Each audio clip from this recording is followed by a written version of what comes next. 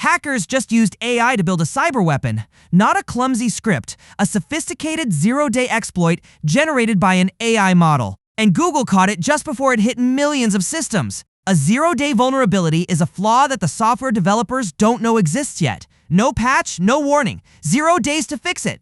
Historically, finding one requires deep expertise and weeks of research. Now, apparently, it requires a prompt.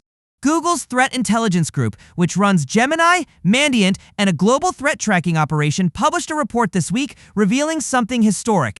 A prominent cybercrime group had used an AI model to both discover a vulnerability and turn it into a working exploit.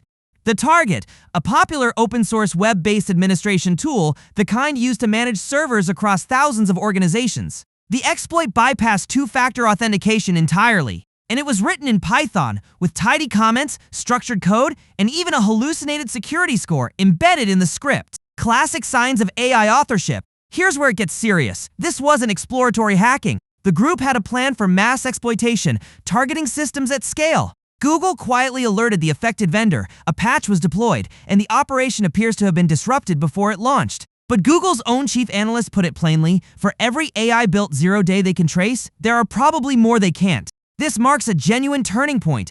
AI is accelerating the speed, scale, and sophistication of attacks. Google's report also flagged a new category of AI-enabled malware that can interpret system states and generate commands autonomously in real time. The offense-defense gap in cybersecurity just got harder to close, and the old assumption that building a zero-day exploit requires rare, elite skill no longer holds. The question now isn't whether attackers will use AI, it's how fast defenders can keep up. This story is just getting started.